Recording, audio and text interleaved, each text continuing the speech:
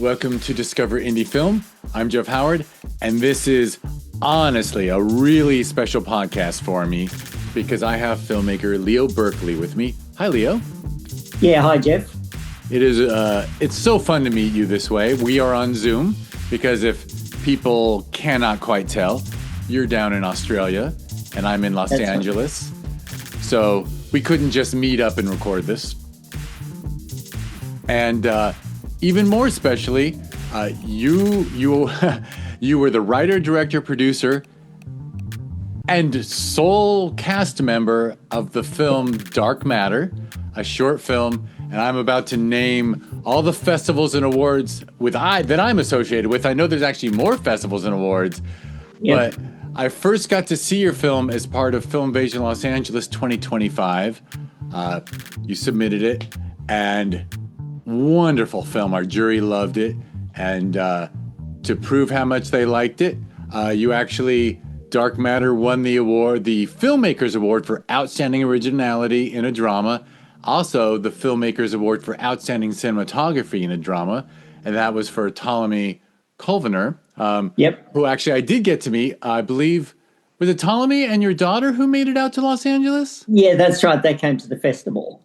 And I have to say, and I'm not just saying it because it's your daughter, they were lovely. Your cinematographer and your daughter were just lovely people. I really enjoyed meeting them at the festival. And, they're great. It was really very nice to meet them. And then 6 months later at Sherman Oaks Film Festival in 2025, Film Invasion Los Angeles is in June. And then in December, Dark Matter was an official selection at the Sherman Oaks Film Festival in 2025. I'm also the festival runner of that. And what do you know? Our jury gave Dark Matter the Filmmakers Award for Outstanding Originality in a short film drama. And I'll add that these Filmmakers Awards are decided, we call them the Filmmaker Awards because it's a filmmakers board. It's a jury of alumni, active filmmakers who are really making films. And so those are the people who just found Dark Matter to just be such a great original film. And then the last thing to mention is you are, I'm pretty sure, the first person ever on this Discover Indie Film podcast who had their film in all three festivals, because in January of 2026, this year, we held the first ever Film Invasion Lima in Peru. And we did send out an email to all our alumni saying, hey, it's the first year for Film Invasion Lima. We'd love for you to send your wonderful films, submit them to Lima so that we can have a really great first year. And I have to say, the Lima jury loved Dark Matter so much. I knew they would. I actually wasn't on the jury. And they actually gave Dark Matter the Grand Jury Award for Best Short Film Drama. So I am now applauding. Yep. 3 festivals, awards at every festival. I'm sure Dark Matter has really made the rounds globally, and I'm sure you have a wonderful set of trophies and laurels, which is, I'm sure, quite rewarding.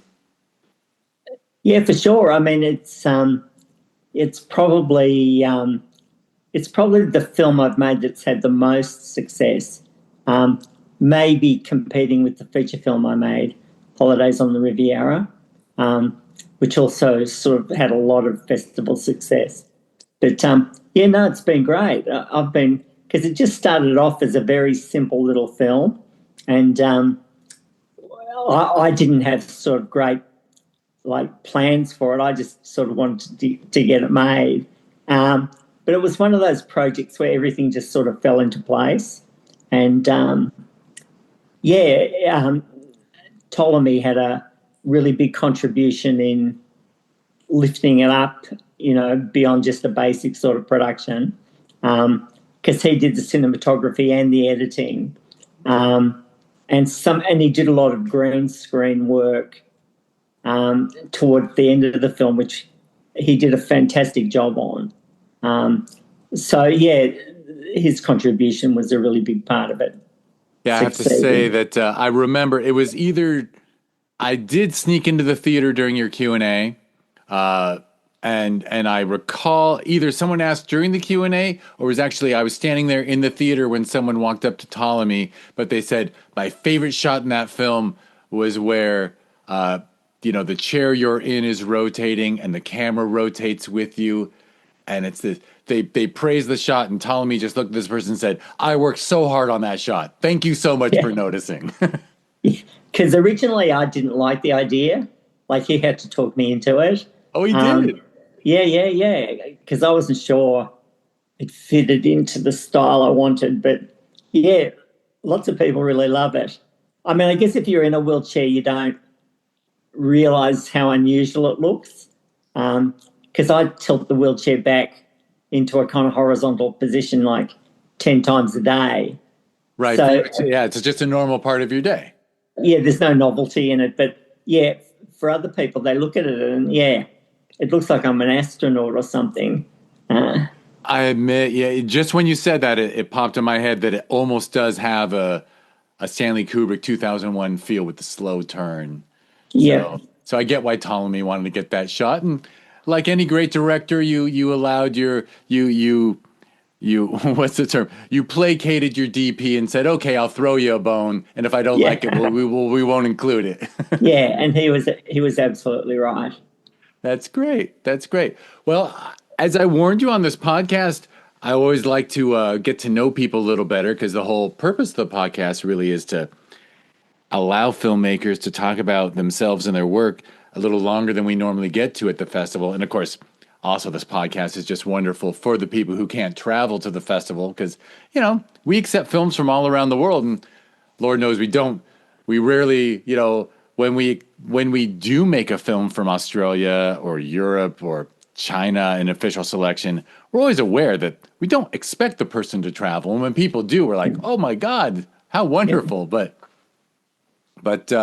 so it's always fun to find out what got people into filmmaking. And you did share that you actually have a nice long history of filmmaking, going back to making a feature and more back in the past. But what first pulled you into filmmaking? Were you a creative kid the whole way? No, not really. I got into it I started off being an obsessive film watcher. So around the age of 18, 19, I just fell in love with watching movies. And I just had this huge appetite for anything. So I'd watch, any country, any style, mainstream, experimental. And yeah, I guess if you just watch lots and lots of movies, certainly in my case, I started thinking I got ideas of my own. And I started off just, I never went to film school. Like, I just bought an old secondhand 16mm camera and just taught myself how to use it and made little films, very awkward and pretentious little films with a few very forgiving friends. But just over the years, it just sort of went up in scale, and it culminated in the production of a feature film in 1991 called Holidays on the Riviera, which is just a low-budget feature, but, like a proper professional production. I think it was on about $500,000 budget. And that film got selected for the Cannes Film Festival, which was a really big deal. But it also, as well as Cannes, got into Tokyo and Chicago and Sundance and, a whole lot of film festivals. But, getting into Cannes was like a real buzz, because in Australia, it's pretty rare for Australian films to achieve that. And the Film Commission, which is the federal government film funding body, they immediately paid out $50,000 to do a French subtitle print, which you had to do. And they paid for me to go over to the festival. And that was just a fantastic experience. And then after that, I guess the next thing I tried to do is get bigger budget films made. And I spent a few years just writing scripts, without much success. So one of them kind of got close to getting funding, but maybe not. I mean, we're after a certain actor that would have helped, but could never quite get them. And so I got frustrated by that and decided and got really sick of script writing. And so I made a fully improvised film with 6 actors I know called Stargazers. And that was, and basically I just wanted to shoot stuff. And that's probably, out of all the films I've made, that's the one I like the most. But it's 5 hours long, and it's more like a mini series, I guess. But yeah, that was like no script, and I just worked with the actors to create characters, or they created characters. And then as the director, I just worked out situations where the characters could interact. And I shot and edited all of that myself. And we made it over about 2 years, like on the, mainly shooting on the weekends. And so all of that was going on, and I started to have kids. And once that happens, you sort of, making films is a lot of fun, but it's not always a good way to pay the rent. So I got a job teaching filmmaking at a university here in Melbourne called RMIT. And I did that for like 18 years, teaching there, and made little films like along the way. But then in 2002, I got diagnosed with MS, multiple sclerosis. And that didn't really have much effect on me until, like, my walking started to be affected around 2009. And I pretty much, that's a progressive degenerative neurological disease. And around I had to retire at the start of 2018 because I just couldn't walk, and teaching was too hard. So I retired at that stage. That would have been when I was 62. And I never thought I'd make another film. So the last film I made of any sort was 2016, and that was just a little personal documentary I shot on my phone. But around 2022 or 23, I was seeing a psychologist, and she encouraged me to try to make a film. And so I had this sort of, I just had a few sketchy notes on my iPad. But I started to focus on it and wrote the script for Dark Matter. So I just wrote like a voiceover script. And then we just investigated the whole process of getting it made. It didn't have to be me acting in it, but in the end we decided it was probably easiest if I did.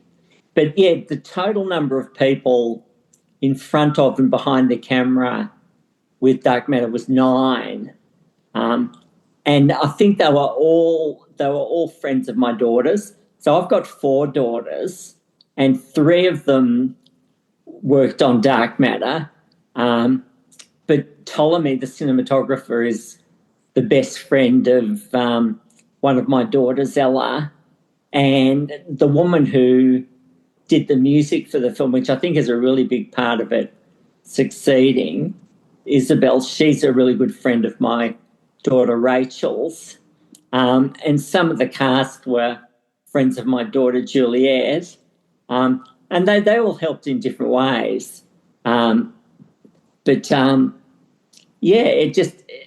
just sort of, fell into place, and we just shot it in bits and pieces. Ptolemy was working full time, but, we do stuff on Saturdays. And, it was interesting working with Ptolemy because his main interest is games.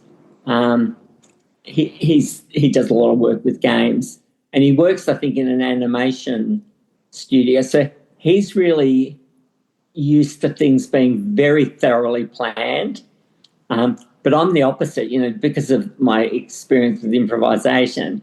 I really like to I had the voiceover script, but I used to want to come up with ideas to shoot it like the night before. Like I'd lie in bed and think, oh, this would be good to do. And I think it took him a while to adjust to that kind of looser approach. So in a way, there's a big discussion about whether Dark Matter is a documentary or a drama. It's actually won awards in both categories. It has. Like in Chicago, it was a nominee for the Gold Hugo, which is their documentary prize. Although, I don't want to give out too many spoilers, but there is a dead body in it, and I hope they didn't think that was real. Yeah, that was not. It is. That's very interesting to me because I would. You saw my surprise. I wouldn't think of it as documentary at all. I do. I suppose it is. Another reason why I love it is I'm also a pretty big astronomy fan, and okay. And the things you say about neutrinos, I just love hearing. Like, it's certainly not a spoiler to say that like you are talking about astronomy and dark matter, dark energy, and thing. Yeah, I listen to the Neil deGrasse Tyson podcast all the time, and he'll have astronomers on, and they'll be talking about how many millions or billions of neutrinos are passing through our bodies during this conversation. And so I do kind of love hearing the dialogue you wrote, the voice. Yeah, okay. Yeah. Well, I view it just really as a hybrid. It's a hybrid drama documentary. I suppose, but it was really just more of an organically shot drama that sort of has a documentary feel, but it certainly isn't. Obviously, as you said, the dead body is fictional. Yeah. And that would get you kicked out of a lot of documentary festivals, I suppose, but it's still fair enough. They can give you whatever award they want. Yeah. If I had to categorize it, I'd refer to it as an essay film. I don't know if you know anything about that genre, but when you say essay film to people, they often think about school essays and think that sounds really boring. But the essay film is a really exciting genre with people like Chris Marker and Agnes Varda. And really, the essay film as a genre, I've kind of studied it a bit, but it's very much like a personal documentary, often with voiceover. And often kind of reflective. It's like someone reflecting on a topic and it's a mix of personal and broader, like social political reflection. So I really like that style. And I think Dark Matter is kind of in that tradition. It sounds like it. It's amusing. I just feel like sharing I hope it does. I hope you enjoy what I'm about to say, but I would almost categorize it as a dark comedy. Okay. Because I actually do think there's some humor in the film. Oh, no, that's good. But it's dark humor, which I think is very hard to accomplish. I think most efforts at dark comedy fail, and it's not like you were seeking out to make a film that people thought of as a dark comedy, but I kind of can see it that way, personally. Okay. My daughters think it really captures my personality, like the film, and the style of humor and the sort of mix of big, like boring, mundane reflections, but also bigger, I guess, social reflections. But yeah, as soon as they read the script, they said, "Oh, this really seems like you." Very nice. And I want to add one more compliment, which is, I'll add many more compliments during this conversation, but I want to add that it was very interesting to me to learn that you did teach film for quite a long time, for 18 years, because one thing I've learned being a festival runner for 11 years now, and, 2 festivals a year now, 2.5, but fortunately I don't have to run Lima. I just run the 2 here in Los Angeles. Yeah. But we do get a lot of really wonderful work from film school professors, from people who teach filmmaking. Okay. And I love to point out that the old adage that Woody Allen liked to joke about, that those who can't do teach, Yeah. is nonsense. I often refer to it as bullshit, because I've seen wonderful work from film school professors. Well, I can see it both ways because, as I said to you, I never went to film school myself. Like, I taught myself. And I think that's a good way to learn, but a very slow way to learn. Like, you do a lot of stuff by trial and error, and you make lots of mistakes. So when I was, teaching it, I was always a big advocate for taking advantage of going to something like a film school, and just getting your hands on the equipment and getting to meet a whole lot of other people that can help you. And I think there's a lot to be said for it. For sure. In fact, when you were sharing that, you just started making some shorts, and there were the kind of things that you just did everything wrong. But I mean, honestly, that is often what film school is. Everyone I talk to on this podcast who did the film school thing says, well, my first 2 years of school, everything I did, I would like to burn. Yeah. Yeah, everyone has to make all these mistakes. It's very hard to learn from the mistakes of others, although that's the real talent, I suppose. Yeah, I guess so. I guess ideally it's a mix. Like, you learn from your own mistakes, but also you learn from your own mistakes. But hopefully, that is another benefit of film school, I'm sure, is all the students sitting together watching each other's work and going, "Oh, I wrote something like that. Now I know it doesn't work." Yeah. I might as well not try that. I'll try something better. But yeah, that's so it sounds like what you did is you wrote Dark Matter, and I think you mentioned your iPad, and then you just shared it with your daughters first, and then they're the ones that really pushed you to make it. Yeah, and they just suggested people that could help. And everyone I asked was happy to help. And but I mean, I did realize that my daughters, I kind of vaguely knew this, but not really. But they had some really creative and generous friends. So people like Ptolemy, he's just extremely talented. And Isabel with the music, that for me, that music was fantastic and really sort of made the film. And she was very generous with like letting me use it. Yeah, no, it's. I mean, honestly, every aspect of it is quite. Well, I'll use the word professional, but I just mean it's just a very high quality. It's very high. Yeah, the music certainly sounds. Obviously, your friend is a professional composer and just made some beautiful music. Yeah.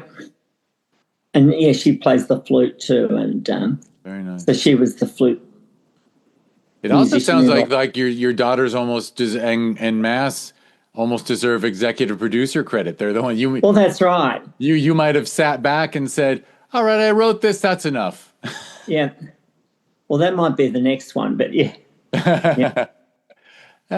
And from the time you shared it to the time you shot, was it just a very natural build-up? Was it over the course of months you decided to actually do it, or was it quicker? Yeah, I think so. I mean, with my health condition, I've only got very limited energy, so I can only really function for maybe 4 hours a day, and then I start to get really fatigued. So we just had to work around that, and it's hard for me to talk for more than about an hour. So we just worked. Everyone was understanding, and we just sort of worked around that. Yeah, actually, and we shot the whole thing in my apartment, so that makes it pretty easy.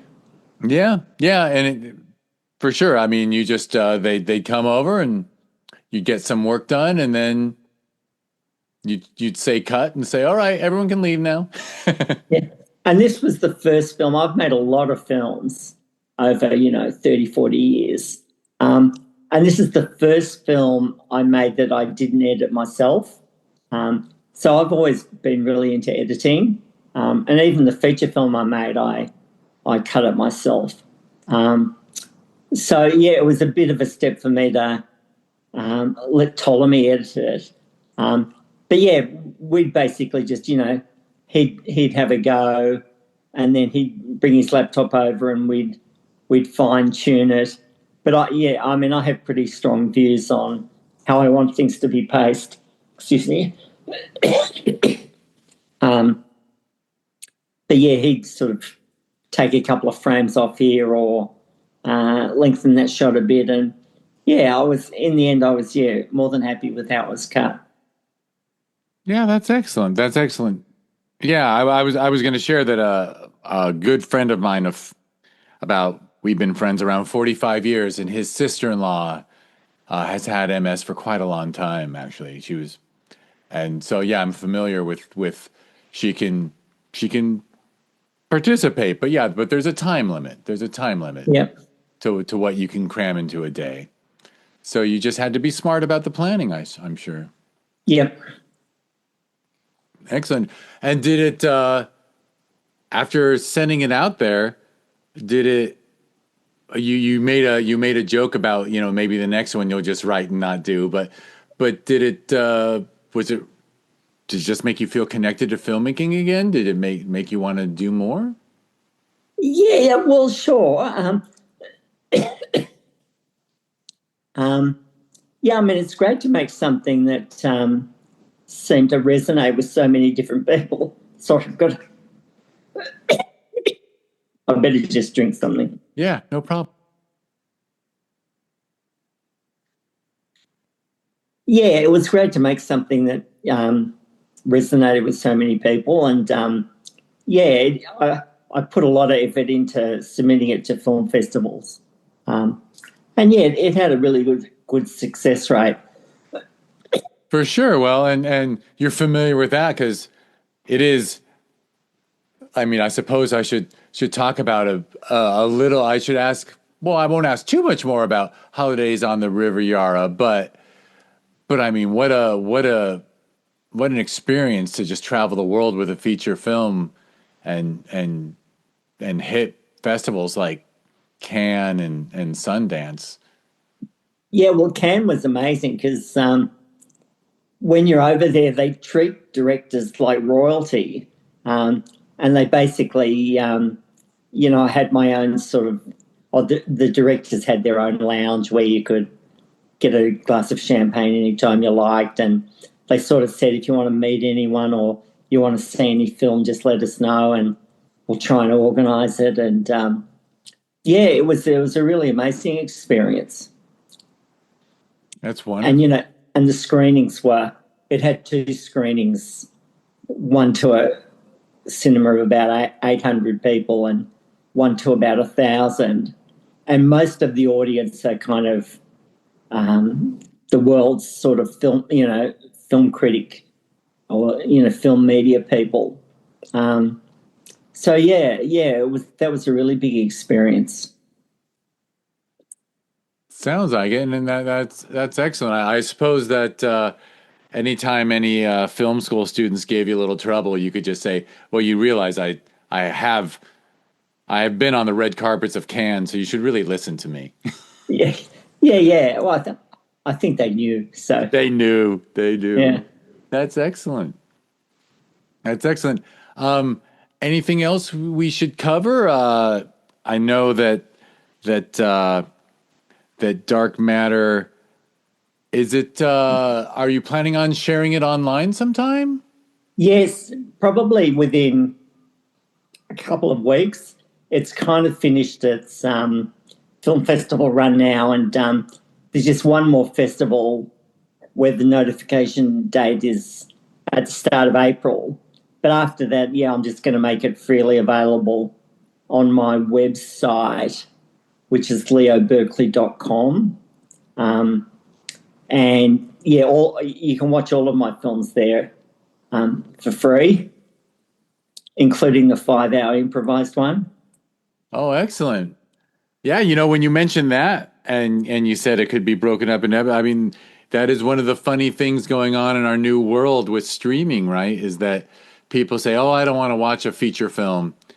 "Oh, you want me to watch a TV series that's 8 1-hour episodes? Okay, I'll do it." Yeah. In a weekend, yeah. Yeah. So you could always make that was Stargazers? Yeah, Stargazers, yeah. Stargazers. You could always cut that into 5 1-hour bits, and then all of a sudden people would binge it. Well, I did for the website. I did break it up into 3 parts. Oh, excellent. So, yeah. Well, I will be sure to. We'll make sure in the show notes for the podcast, we'll have a clickable link to leoberkeley.com so people can look at. Yeah, that'd be great.